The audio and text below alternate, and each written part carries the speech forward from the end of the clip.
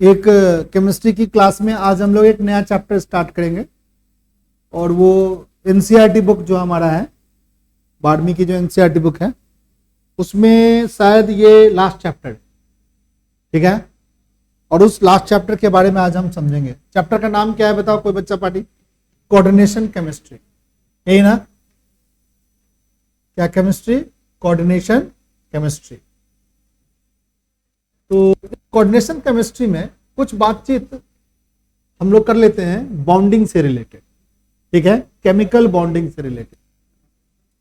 Bonding से related पहले कुछ बात को हम लोग समझ लेते हैं और इस केमिकल बॉन्डिंग को समझने के बाद हम कोऑर्डिनेशन केमिस्ट्री को समझ पाएंगे। कुछ स्लाइड हमने लिखा भी है, बट कोऑर्डिनेशन केमिस्ट्री को जो तुम लोग सभी बच्चे जानते भी कि हमारी केमिस्ट्री में कोऑर्डिनेशन केमिस्ट्री जो है उसमें एक अलग टाइप के कंपाउंड की बात करेंगे जिसको हम लोग कॉम्प्लेक्स कंपाउंड बोलेंगे। क्या बोलेंगे? Complex compound. कॉम्प्लेक्स कंपाउंड जैसे कोई ऐसा कंपाउंड जिसको ऑब्जर्व करने के बाद तुम उसके बारे में, जब तक उसके बारे में तुम पढ़ोगे नहीं तब तक उसके बारे में रियली इंफॉर्मेशन नहीं एक्सट्रैक्ट कर सकते हो, बट जब तुम पढ़ जाओगे उसके बारे में सीख जाओगे तो उस कॉम्प्लेक्स कंपाउंड के बारे में भी समझने लगोगे, ठीक है। अब उस कॉम्प्लेक्स कंपाउंड को समझने के लिए ही केमिस्ट्री का ये ब्रांच बनाया गया। अभी हम लोग डी और एफ नाम का हम लोग क्या पढ़ा है बताओ कोई बच्चा? चैप्टर पढ़ा है। उस चैप्टर में डी, जैसा कि तुम सब बच्चों को पता है कि डी ब्लॉक एलिमेंट की केमिस्ट्री कॉम्प्लेक्स हुआ करती थी, नहीं? क्यों कॉम्प्लेक्स होता था? कोई बच्चा बता देगा डी ब्लॉक की केमिस्ट्री कॉम्प्लेक्स क्यों होती है? डी ब्लॉक की केमिस्ट्री कॉम्प्लेक्स क्यों होती है? कोई बच्चा नहीं बता पाएगा। डी ब्लॉक के पास केमिस्ट्री इसलिए कॉम्प्लेक्स होती है तो उसके पास क्या बोल, ट्रांजिशन एलिमेंट है, तो नाम बता दिए। बहुत कॉम्प्लेक्स क्यों होती है? क्योंकि उसके पास बहुत सारे बॉन्ड बनाने की एबिलिटी होती है, उसके पास वैकेंट डी ऑर्बिटल। हम कहते हैं इस क्लास में वैकेंसी है कि नहीं है? तुमको भी सर हाँ वैकेंसी है, लॉट ऑफ स्पेस इस क्लास में खाली है। ऑक्टेट रूल तो वायलेट हो चुका था। कोई भी एलिमेंट 8 ही इलेक्ट्रॉन रखता है ऐसा नहीं कर सकते। कोई भी कंपाउंड में सिर्फ 8 इलेक्ट्रॉन्स होते हैं ये भी नहीं बोल सकते। कंपाउंड के में 8 से ज्यादा इलेक्ट्रॉन, 8 से कम वाले कंपाउंड भी क्या होते? स्टेबल होते थे। यानी हमारे जो डी ब्लॉक एलिमेंट्स हैं उसके पास vacant d orbital. Vacant d orbital समझ रहे हो? जैसे कॉपर 26 इलेक्ट्रॉनिक कॉन्फ़िगरेशन हम लिखते हैं तो 3D क्या लिखते थे? 6 लिखते थे। डी ऑर्बिटल में कितने इलेक्ट्रॉन आ सकते थे? 10। 4 इलेक्ट्रॉन एक्सेप्ट कर सकता है? वो नहीं कर सकता है। अगर कोई इलेक्ट्रॉन डोनेट करेगा तो उस 4 इलेक्ट्रॉन को एक्सेप्ट कर सकता है, उसके पास वैकेंसी है, ठीक है। परंतु कोई कहेगा सोडियम क्या इस तरीके की बात कर सकते? उसके इनर ऑर्बिटल में कोई ऑर्बिटल खाली है? जैसे हम लोग लिखते हैं 1s2 2s2 2p6 लिखते हैं, क्या इसमें कोई इलेक्ट्रॉन एक्सेप्टेंस की बात है? नहीं है। तो डी ब्लॉक के पास एक स्पेशल कैरेक्टर है कि जो इनर कोर इलेक्ट्रॉन, चलो हम थोड़ा सा एक्सप्लेन करते हैं लिख कर। एक मिनट जस्ट मैं थोड़ा सा खोल लूं चैप्टर हमारा।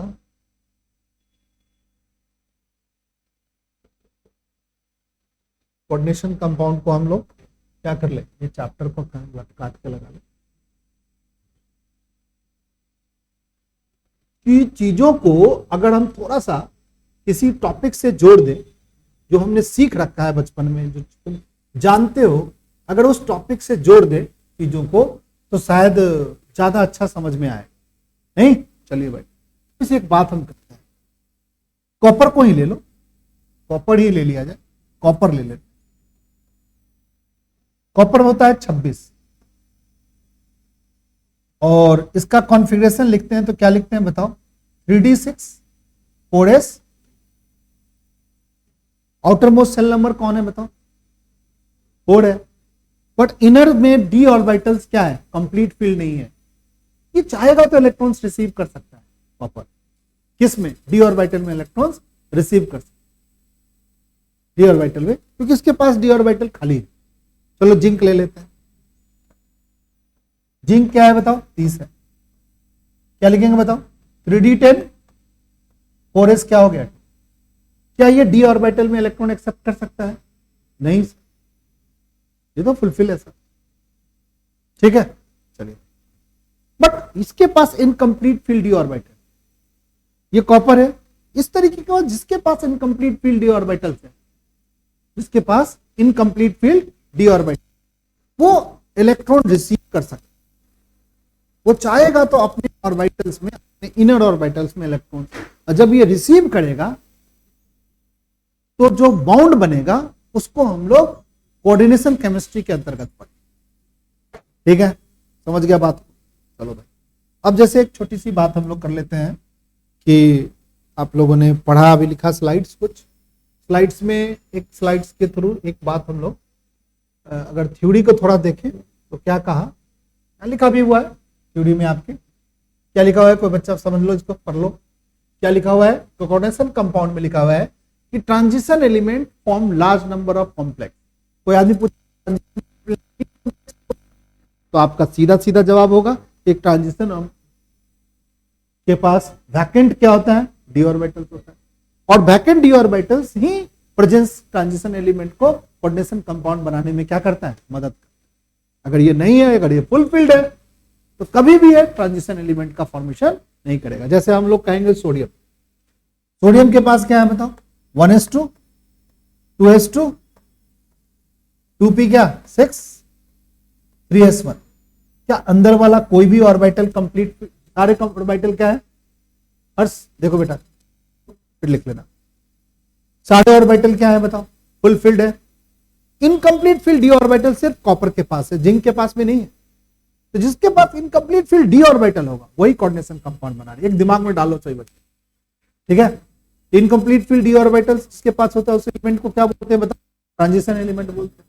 भाई सीधा सीधा एक आंसर मिल गया कि ट्रांजिशन एलिमेंट ही कोऑर्डिनेशन कंपाउंड बनाए। उस एलिमेंट के सिवा और कोई भी एलिमेंट के पास इनकम्प्लीट फील्ड डी ऑर्बिटल नहीं होते, इसलिए वो ट्रांजिशन एलिमेंट कोऑर्डिनेशन कंपाउंड की केमिस्ट्री में नहीं इन्वॉल्व करेगा अपने आप। जैसे सोडियम अल्कली मेटल है, कैल्शियम अल्कलाइन अर्थ मेटल है, ये सब डी ब्लॉक में एग्जिस्ट ही नहीं करता, एस ब्लॉक एलिमेंट से, ये कभी भी ट्रांजिशन एलिमेंट में पार्टिसिपेट नहीं करेगा, ट्रांजिशन में कोऑर्डिनेशन कंपाउंड में पार्टिसिपेट नहीं करेगा। हाँ, काउंटर आयन के रूप में रहेगा, अभी हम लोग समझेंगे कब कहां पे रहेगा कहां पे नहीं रहेगा, ये बात समझ लेंगे अभी। तो क्या कहा, ट्रांजिशन एलिमेंट है large number of complex compound in which metal form bond to a number of anion and neutral molecules. अब क्या होता है सुनिए, मान लीजिए कि कॉपर या कोबाल्ट ले लिया, इस कोबाल्ट के पास वैकेंट डी ऑर्बिटल्स है, ये हमने पता लगा लिया, कोबाल्ट के पास वैकेंट डी ऑर्बिटल्स है। अब ये कोबाल्ट क्या करता है कि जो डी ऑर्बिटल में जो जगह खाली है, कोबाल्ट का कितना होता है एटॉमिक नंबर पता है हम लोग को, scandium, titanium, vanadium, chromium, manganese, iron, cobalt, यानी 27 होता है। 27 के पास 3D क्या होगा बताओ, कितना कॉन्फ़िगरेशन होगा बताओ बच्चा पार्टी, 3D7 का कॉन्फ़िगरेशन है, इनकम्प्लीट फील्ड डी ऑर्बिटल से। और 4s क्या होगा बताओ, 2 होगा। अगर कोबाल्ट पर मान लीजिए कि 4s क्या होगा भाई, 2 होगा, 4s क्या होगी, 2 होगी। कोबाल्ट पर मान लीजिए कि हमने +3 चार्ज लगा दिया, कोबाल्ट में हमने क्या दिया, 3 चार्ज लगा दिया, तो कोबाल्ट क्या आएगा, सबसे पहले यहां से 2 इलेक्ट्रॉन निकालेगा, उसके बाद कहां से निकालेगा, 3D से निकालेगा, 3D6। अब क्या करेगा, ये जो कोबाल्ट जो निकाला, इसके पास इनकम्प्लीट फील्ड डी ऑर्बिटल से, डी ऑर्बिटल का अगर हम डायग्राम बनाए तो क्या करेगा भाई, ऐसे डायग्राम बनाएंगे, 5 इलेक्ट्रॉन,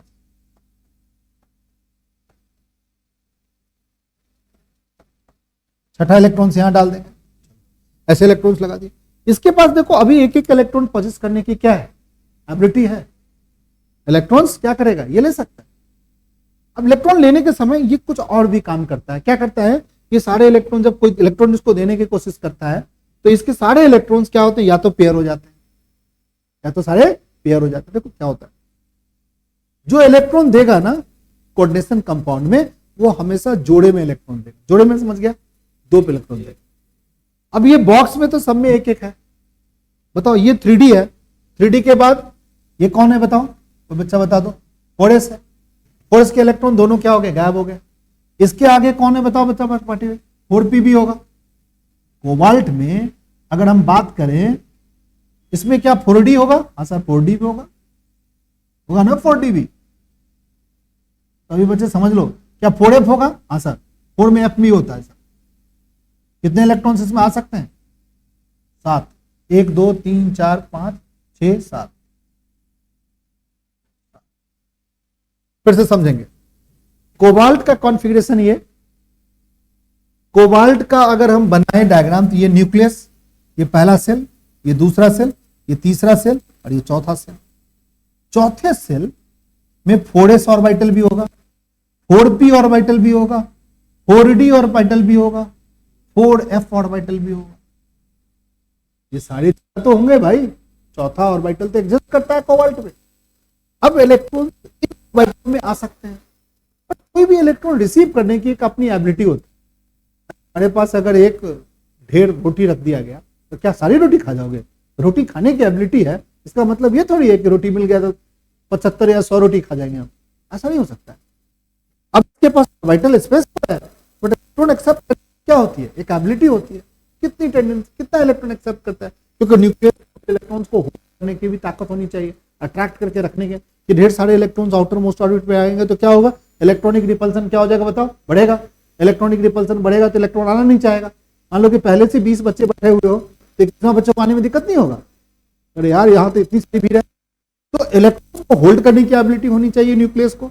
न्यूक्लियस खींच के रखेगा इलेक्ट्रॉन्स को, बट आने वाले इलेक्ट्रॉन्स को इलेक्ट्रॉनिक रिपल्सन ज्यादा मिलता है तो इलेक्ट्रॉन्स आना भी नहीं चाहेगा।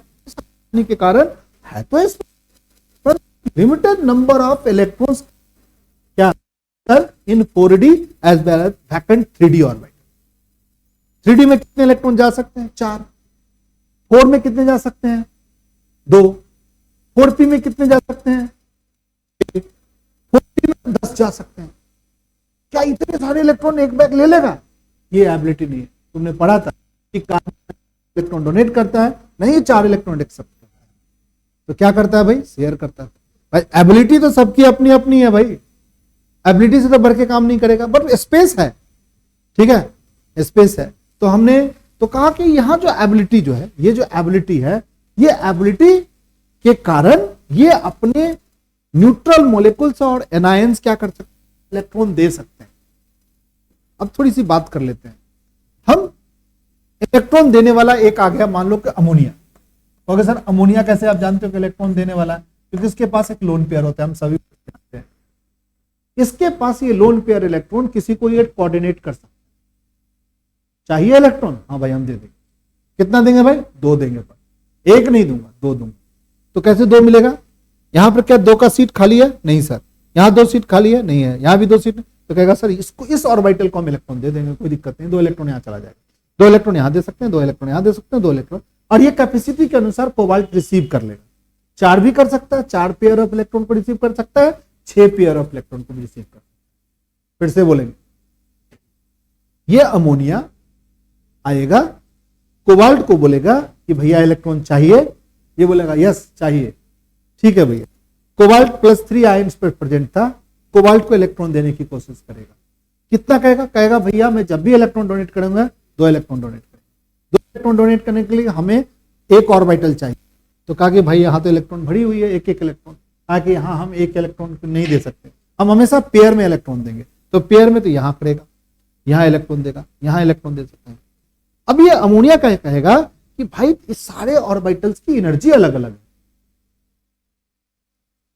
तो कहा कि मैं थोड़ा हाइब्रिडाइज हो जाता हूं, एक S और 3 P होकर के sp3 हाइब्रिड ऑर्बिटल बन गया। अब अमोनिया कहा कि हाँ भैया अब सबकी एनर्जी सही है, अब सबको हम इलेक्ट्रॉन्स दे सकते। इस तरीके का कॉन्सेप्ट अंदर में डेवलप होती है और बॉन्डिंग होती है। कोबाल्ट ने क्या अपना इलेक्ट्रॉन खर्चा किया? कोबाल्ट सिर्फ क्या किया? आपने इनर डी ऑर्बिटल में या आउटर 4 और आउटर PS 4p में इलेक्ट्रॉन को सिर्फ क्या कर लिया? एक्सेप्ट कर लिया। ठीक तो है, ये भी तो एक बॉन्डिंग का तरीका है भाई, कि इलेक्ट्रॉन को आप क्या कर लो? एक्सेप्ट कर लो। तो कौन इलेक्ट्रॉन देगा? या तो न्यूट्रल मोलिकुल्स लाइक अमोनिया या CN जैसा कौन निगेटिव चार्ज आए। ये निगेटिव चार्ज के पास इलेक्ट्रॉन्स है? हाँ सर, ज्यादा इलेक्ट्रॉन्स है। ये इलेक्ट्रॉन्स क्या कर सकता है सर? दे सकता है। ये और न्यूट्रल मॉलिक्यूल्स भी दे सकते। ये क्या करेंगे, दे देंगे किसको, कोबाल्ट जैसे incomplete field D orbital containing element को ये इलेक्ट्रॉन दे देंगे, और तब जो बॉन्ड बनेगा उसी का नाम होगा कोऑर्डिनेशन कंपाउंड।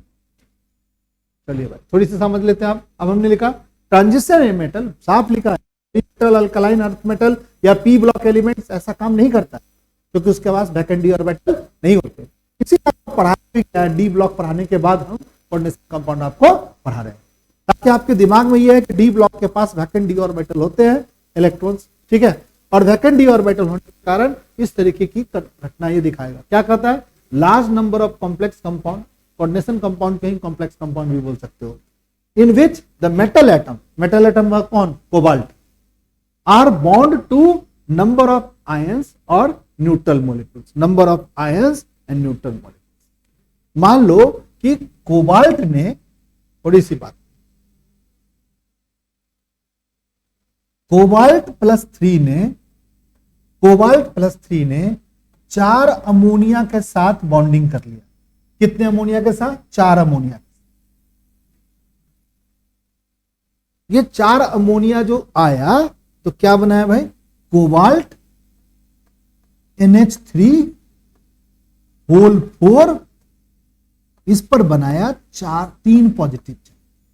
बताओ अमोनिया न्यूट्रल है कि चार्ज है, न्यूट्रल। तो न्यूट्रल किसके साथ बंध गया भाई, कोबाल्ट को इलेक्ट दिया तो कोबाल्ट के साथ 4 बंध गया, नीचे 4 लिख दिया। कोबाल्ट का जो 3 पॉजिटिव चार्ज वो यहां लिख दिया। ये जो कंपाउंड बना ये क्या बना, कॉम्प्लेक्स बना। अब एक छोटा सा क्लोराइड आ गया कि भैया मैं भी हूं, तो क्लोराइड आ गया।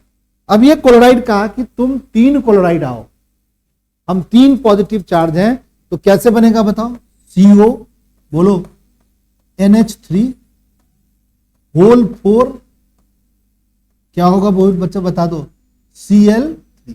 ये वाला चार्ज यहां, ऐसे ही तो लिखते थे, ऐसे ही तो लिखते थे, नहीं लिखते थे। चलो कहोगे सर 4 क्यों आया सर, क्या 1 आ सकता है, क्या सर 2 आ सकता है, या तो तुम्हारी केमिस्ट्री में पढ़ाना है उसमें या तो 4 आएगा नहीं तो 6 आएगा।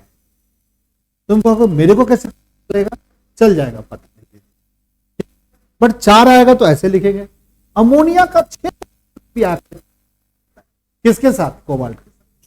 4 में कौन कौन सा जगह लेगा भाई, ये वाला जगह ले लेगा, सॉरी बच्चा पटे, कौन सा जगह ले लेगा बताओ, S वाला जगह लेगा, हाँ सर S वाला जगह ले लेगा। और P के कितने लेंगे, 3। एक डब्बे में कितने इलेक्ट्रॉन डालेगा, यानी ऑर्बिटल में 2, तो 2 2 4 2 6 2 8, 4 अमोनिया आयंस 8 इलेक्ट्रॉन को देगा, इसमें जाके समा जाएगा। क्या S और 3 P जो है वो अलग अलग ऑर्बिटल रहेंगे, नहीं सर, यहां पर एक प्रोसेस आएगा तो हम बोलेंगे क्या, हाइब्रिडाइजेशन प्रोसेस बोलेंगे, और ये सब अपने आप को हाइब्रिडाइज करेगा। हाइब्रिडाइज करके कौन सा हाइब्रिड ऑर्बिटल बनाएगा भाई, sp, बोलो बच्चा पार्टी, sp3 हाइब्रिड ऑर्बिटल। और जब हाइब्रिड ऑर्बिटल बनेगा तब अमोनिया आके कहेगा अब मैं 4 पेयर ऑफ इलेक्ट्रॉन्स तुमको दे सकता, ठीक है। अब क्या हुआ, मान लो कि अमोनिया 6 भी दे सकता है, 6 अमोनिया भी आ सकता है, तो 6 अमोनिया में क्या होगा, तुम कहो सर इधर वाले को आप कुछ चर्चा नहीं करो, यार ये वैकेंट ही नहीं है, ये तो थोड़ा बहुत फुलफिल्ड है, और जब भी आएगा तो 2 सीट चाहिए, पेयर ऑफ इलेक्ट्रॉन चाहिए। तो यहां पर तो पेयर इलेक्ट्रॉन कैसे होगा, एक ऑर्बिटल में 3 से ज्यादा इलेक्ट्रॉन, 2 से ज्यादा इलेक्ट्रॉन होते नहीं है, तो यहां पर कैसे भेजेंगे भाई। तो हमने कहा कि आगे जो खाली जगह है उसी को भर लो। तो क्या क्या, अब इस पर 6 आ रहा है तो क्या करेगा, 2 यहां इन्वॉल्व होगा, 3 यहां और 2 इसका ले लेगा।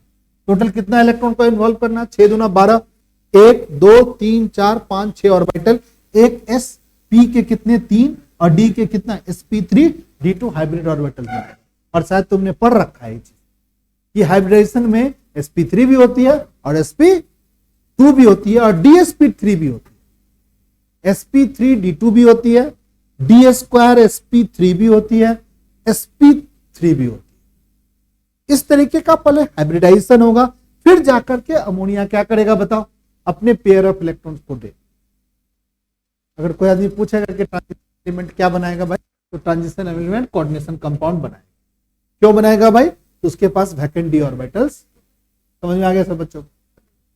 इन modern terminology such a compound is called क्या? Coordination compound. It is also called complex compound. आजकल हम लोग इसको कोऑर्डिनेशन कंपाउंड बोलते हैं। The chemistry of coordination compound is important and challenging area of modern inorganic chemistry. हमारी जो inorganic chemistry की जो ब्रांच है इसमें सबसे चैलेंजिंग एरिया है। जबरदस्त इसके पास इंपैक्ट है, इसका बहुत जगह इसका यूज होता है। Chlorophyll, haemoglobin, vitamin B12, coordination compounds of magnesium है, आयरन है, कोबाल्ट है, मैग्नीशियम। क्लोरोफिल के बारे में आपने नाम सुना है। हेमोग्लोबिन हमारे ब्लड वगैरह का कंपोनेंट है। विटामिन B12 बायो के स्टूडेंट अच्छे से जानते हैं। इन सबों में हमारा या तो मैग्नीशियम का कोऑर्डिनेशन कंपाउंड है, या आयरन का कंपाउंड है, या कोबाल्ट का कंपाउंड। और ये कंपाउंड्स के बारे में ये यहाँ पर ये कंपाउंड पाए जाते हैं, ये सब चीजों में। आगे चलेगा डी रखें, समझ गए इतनी बात? अब ये कोऑर्डिनेशन कंपाउंड की एक जनरल बात हो गई कि कोऑर्डिनेशन कंपाउंड कहाँ यूज होता है। तो नो डाउट हमारी केमिस्ट्री इसकी अच्छी है, ये इंफॉर्मेटिव है, बहुत जगह है। तो नो डाउट मेटलर्जिकल प्रोसेस में होता है। सही बच्चों को पता है मेटलर्जिकल प्रोसेस कैसे, ठीक है, इंडस्ट्रियल कैटलिस्ट के रूप में यूज होता है। हम तो लैब में यूज करते हैं तो स्मॉल क्वांटिटी में, कोई इंडस्ट्रियल लेवल में कोई अमोनिया बना रहा है तो उसमें हम कैटलिस्ट के रूप में, एनालिटिकल रिएजेंट में किसी चीज एनालिसिस करना होता है, क्वांटिटेटिव या क्वालिटेटिव, उसमें भी हम इसका यूज कर सकते हैं। इलेक्ट्रोप्लेटिंग एक कॉन्सेप्ट है, यूज कर सकते हैं। टेक्सटाइल डाइंग में यूज होता है, और मेडिसिनल केमिस्ट्री में तो होता जबरदस्त तरीके से। ये इतना वाइड रेंज है, नो डाउट इसके पढ़ना हमारा मिनिमम जो लेवल पे हमें पढ़ लेना बहुत जरूरी है। अब एक बात ये पता,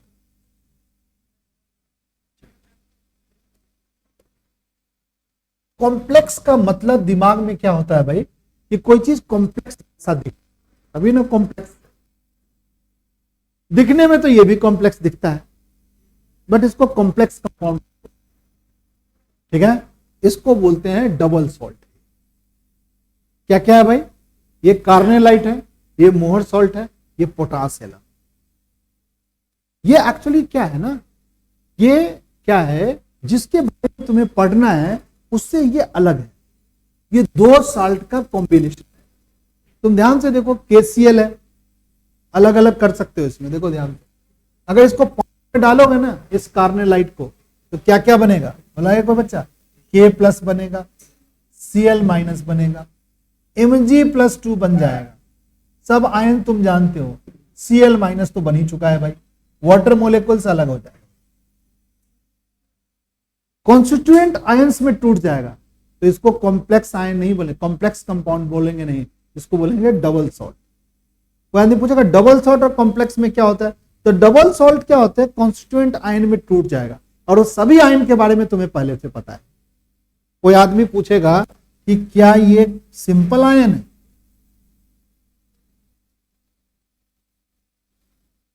क्या ये सिंपल आयन, ऐसा आयन तुमने पढ़ा था 10वीं में? नहीं पढ़ा था। ये तो कॉम्प्लेक्स आयन सर। इसमें अमोनिया क्या हुआ है सर, कोबाल्ट D ब्लॉक में एलिमेंट डाल दिया सेकंड D ऑर्बिटल्स में।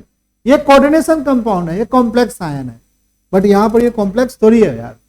ये आयंस क्या हो गए, ये सॉल्ट को पानी में डालोगे सभी आयंस में कन्वर्ट हो जाए, सिंपल सिंपल आयन। तो क्या लिखा हो भाई, but double salt as well as complex are formed by the combination of two or more stable compound in stoichiometric ratio.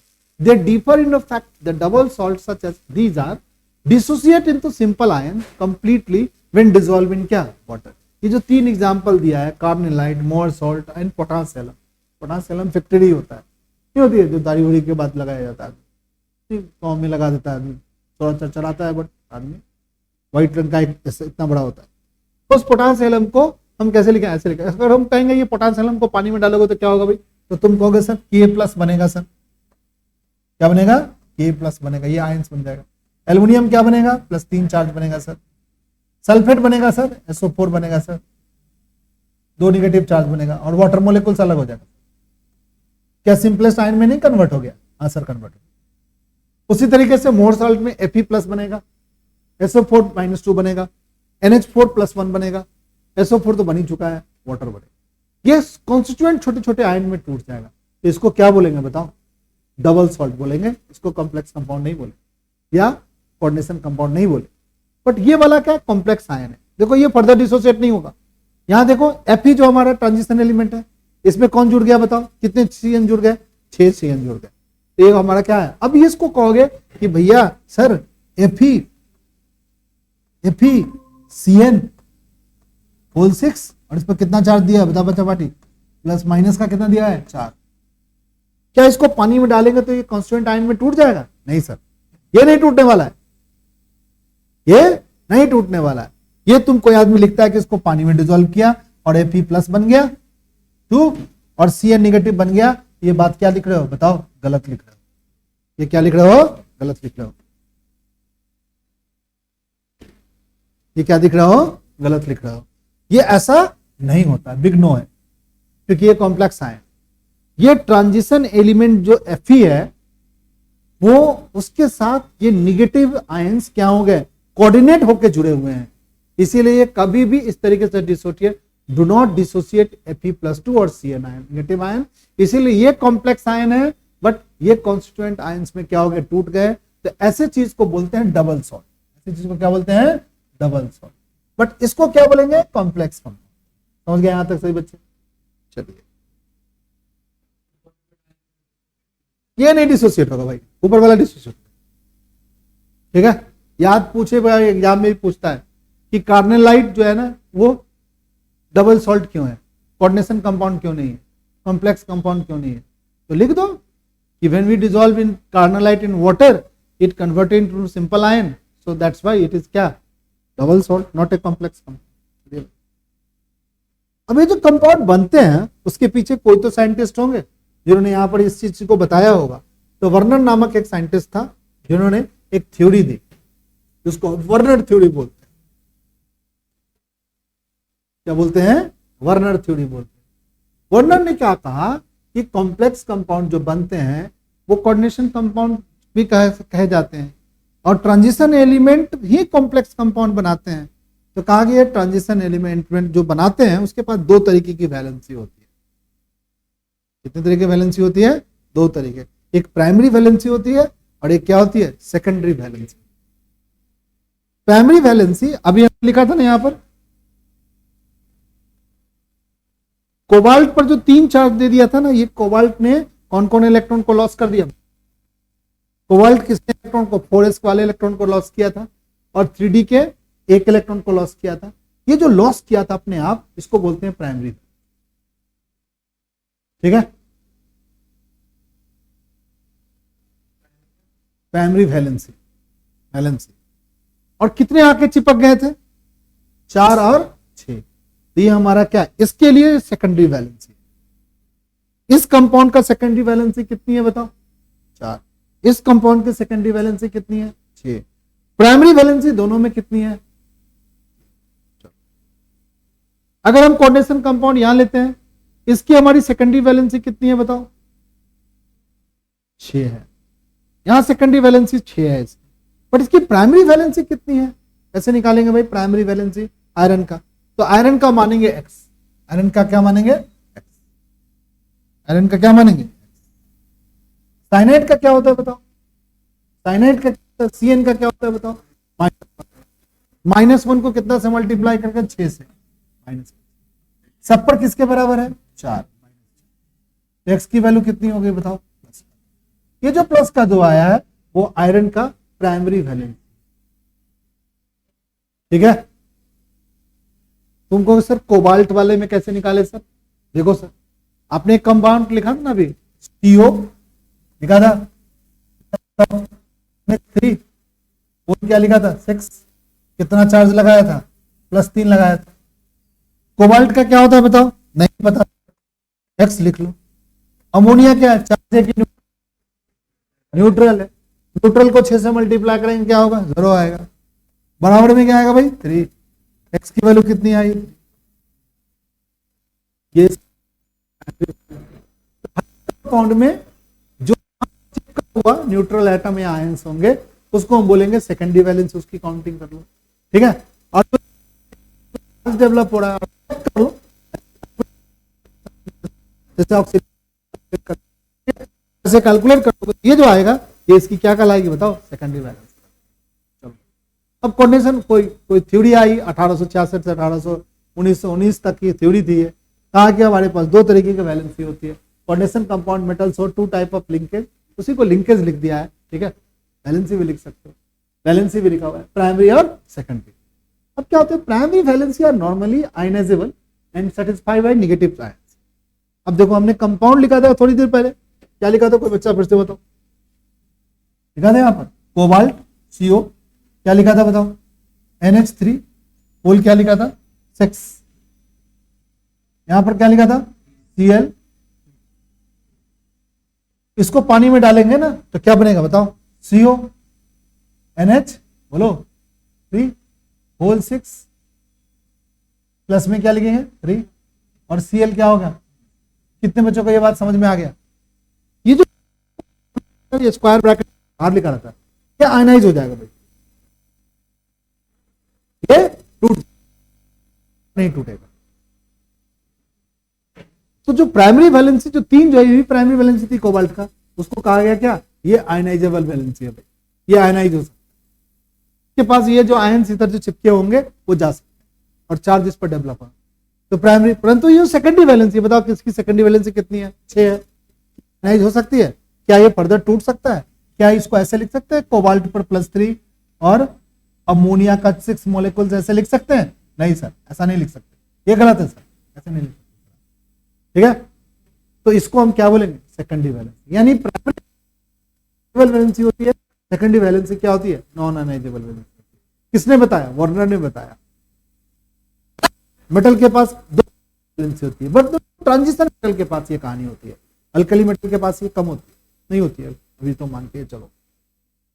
Secondary valency is non ionisable, these are satisfied by neutral molecules. यहां पर क्या है बताओ, neutral molecules है, ammonia neutral molecules है। अगर हम secondary valency यहां पर बोले तो यहां बोलेंगे साइनाइड है, साइनाइड हमारी 6 है। बताओ इसकी प्राइमरी वैलेंसी कितनी है, प्राइमरी वैलेंसी आयरन पर कितना चार्ज आया था बताओ 2, तो इसकी प्राइमरी वैलेंसी 2 है, सेकेंडरी वैलेंसी कितनी हो गई भाई 6 हो गई। क्या ये 6 टूटा फिर फर्दर, नहीं टूटा, नॉन आयनाइजेबल है। यहां पर कौन सा चार्ज है, साइनाइड जो है वो नेगेटिव चार्ज है, और जो हम कंपाउंड लिख रहे हैं उसमें अमोनिया है, अमोनिया क्या न्यूट्रल है, यानी या चार्ज से सेटिस्फाइड होगा या न्यूट्रल चीज जुड़े होंगे। अगर हम कहेंगे कि यहां पर कोई मेटल है जिस मेटल के साथ L जैसी चीज जुड़ी हुई है, और यहां पर या तो 6 हो सकती है नहीं तो 4 हो सकती है, तो तुम क्या बोलोगे कि सर ये जो मेटल है वो ट्रांजिशन एलिमेंट होगा सर। और ये जो L जो लिख दिया है सर, ये जो होगा या तो न्यूट्रल होगा नेगेटिव चार्ज, ठीक है। बताओ न्यूट्रल है। और कंपाउंड जो हम तुमको बार बार दिखा रहे हैं उसमें साइनाइड है, Ca नेगेटिव, नेगेटिव चार्ज, क्योंकि साइनाइड भी इलेक्ट्रॉन दे सकता है, नेगेटिव चार्ज वाला इलेक्ट्रॉन दे सकता है क्योंकि इलेक्ट्रॉन ज्यादा है। अमोनिया भी इलेक्ट्रॉन दे सकता है, क्यों भाई, कि उसके ऊपर लोन पेयर है भाई, दे सकता है। अगला, the secondary valence is equal to coordination number and is fixed for a metal। किसी भी मेटल का सेकेंडरी वैलेंसी फिक्स होता है,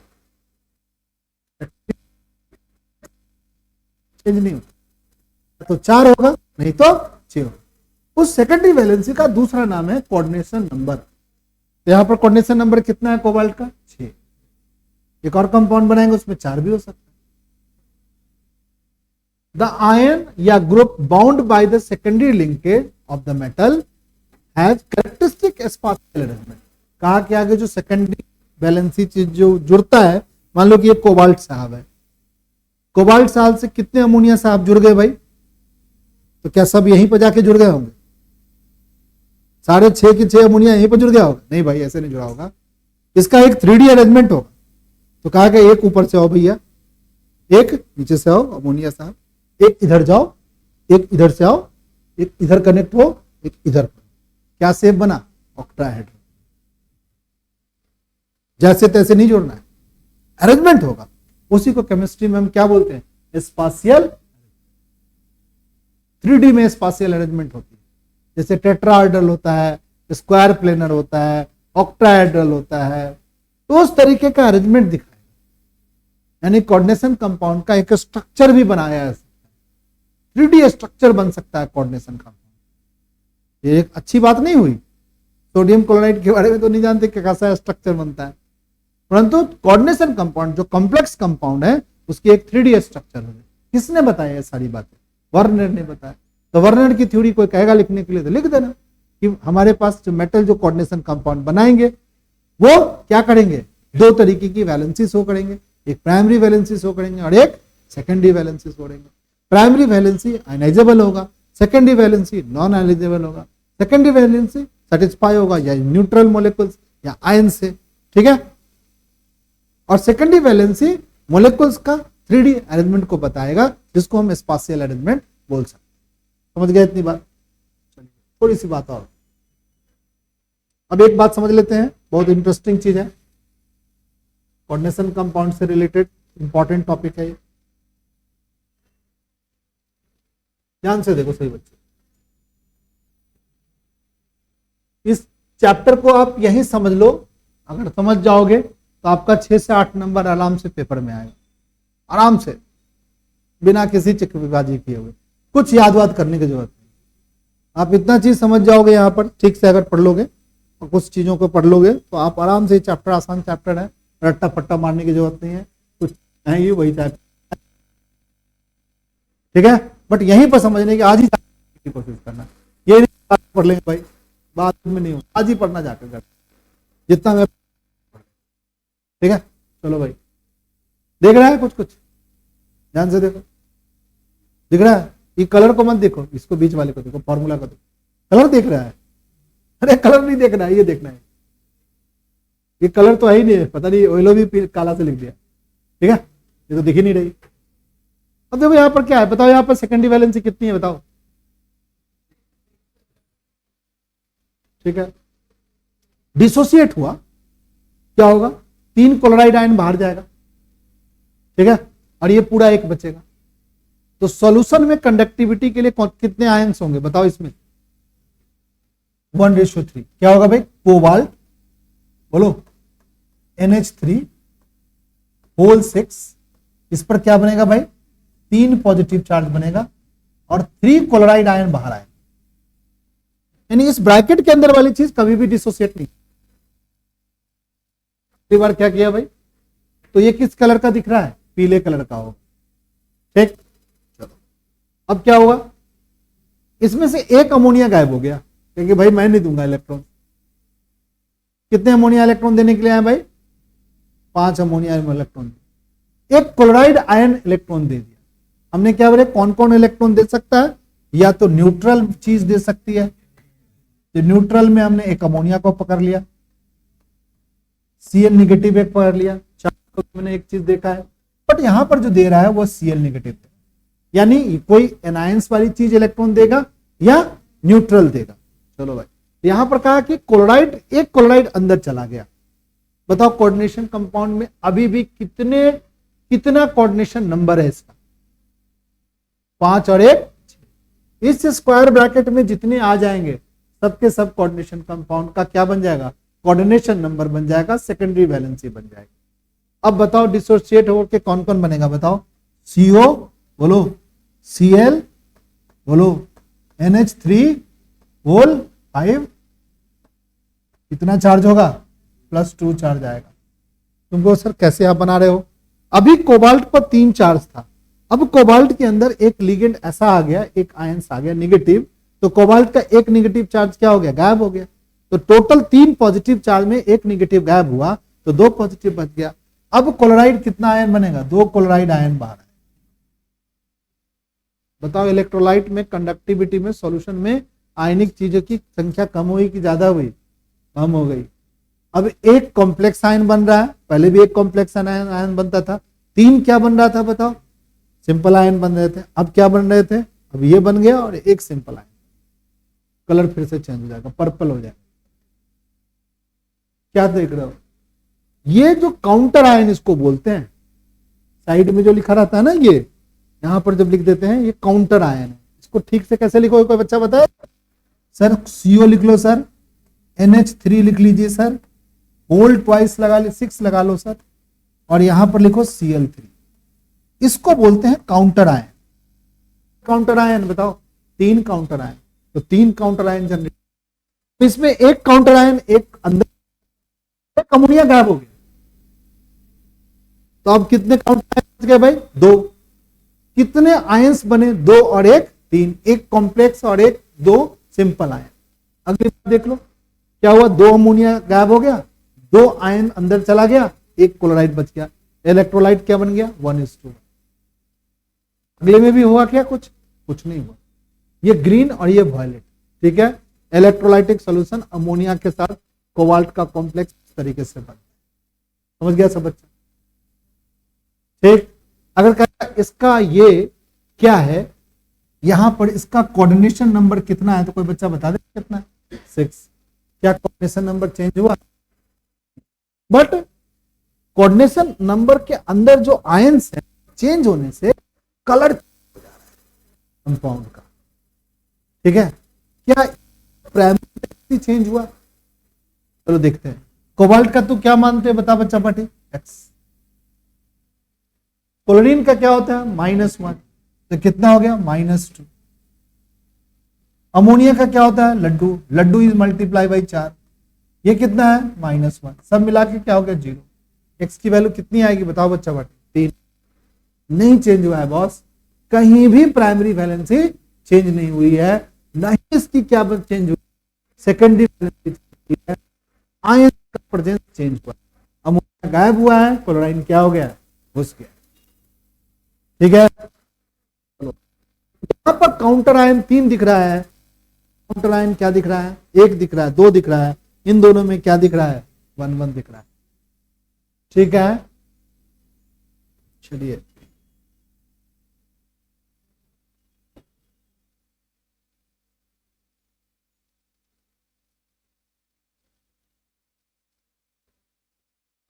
जैसे यहां पर एक चीज दिया हुआ है सभी बच्चों, थोड़ा सा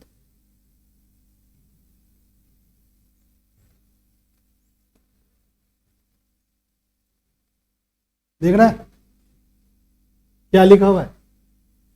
1 मोल ये लिया, 3 मोल ये मिला, AgCl मिला, इसमें क्या दिया? ये जो लिया ना, इसमें सिल्वर नाइट्रेट डाल दिया, AgNO3 डाल दिया। ये एक्चुअली है क्या? ये ऐसे लिखना कंफ्यूज कर रहा है। ये जो 6 जो है अमोनिया, ये किसके साथ कनेक्ट है? क्लोरीन के साथ कनेक्ट है कि कोबाल्ट के साथ कनेक्ट है? कोबाल्ट के साथ, क्लोरीन के साथ नहीं कनेक्ट है बॉस। ये लिख दिया है क्लोरीन के साथ, बट है नहीं ये क्लोरीन के साथ कनेक्ट। ये किसके साथ कनेक्ट है? कोबाल्ट के साथ कनेक्ट है। तो कैसे लिखो भाई? CO, बोलो बच्चा पार्टी, NH क्या लिखेंगे? 3, होल क्या लिखेंगे? 6। तुम कहो सर आपको कैसे पता चला? देखो यहां जो 3 जो बना है ना, 3 क्लोराइड, ये 3 क्लोराइड आयनाइज हुआ है, तभी तो सिल्वर के साथ रिएक्ट कर लिया है। 3 क्लोराइड आने हुआ तो क्लोराइड को काउंटर आयन बनना पड़ेगा, अमोनिया को कहां जाना पड़ेगा? अंदर जाना पड़ेगा, लिगेंड के जैसा बिहेव करना पड़ेगा, जाकर के कोबाल्ट से क्या करना होगा? सेकेंडरी वैलेंसी से जोड़ना पड़ेगा, तभी तो ये बनेगा 3 क्लोराइड आयन। ऐसे ये कंपाउंड ऐसे लिखना ज्यादा आसान है। ऐसे से अगर ये दे दिया है ना, तब आप समझ सकते हो कि 6 के 6 क्लोराइड जो है, अमोनिया आयन जो है, वो कोबाल्ट के साथ चिपका हुआ है सेकेंडरी वैलेंसी से, और हमारा क्लोराइड का जो 3 आयंस है वो क्या है? काउंटर आयन बना हुआ। चलिए अब इसी बात की चर्चा यहां पे देखो, यहां पर क्या है बताओ? यहां पर ये दिया है ना सही बच्चे, बताओ यहां पर काउंटर आयन कितना है? बोलो कितना है काउंटर आयन? बता दो बच्चा पाठी, यहां पर काउंटर आयन कितनी है? 2 है। कैसे लिखेंगे कंपाउंड? CO, बोलो, बोल दो, CO NH3 होल क्या लिखेंगे? 5, एक Cl, क्लोज करेंगे ब्रैकेट, क्या लिखेंगे? जितना ये प्रेसिपिटेट हो रहा है उतने ही काउंटर आयन बनाएंगे, बाकी को सबको क्या बना देंगे? अंदर के स्क्वायर ब्रैकेट के अंदर लिख देंगे, ठीक है।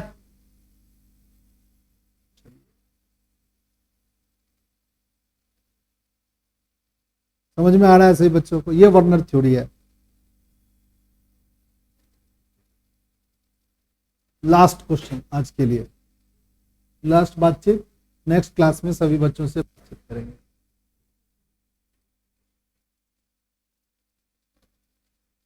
लास्ट में एक बच्चा बता देगा कि इसमें एक मोल ऑफ AgCl प्रेसिपिटेट पर मोल compound with access AgNO3। AgNO3 आप डाले हो और यहां पर कितने मोल बने हैं? 2 मोल बने हैं AgCl।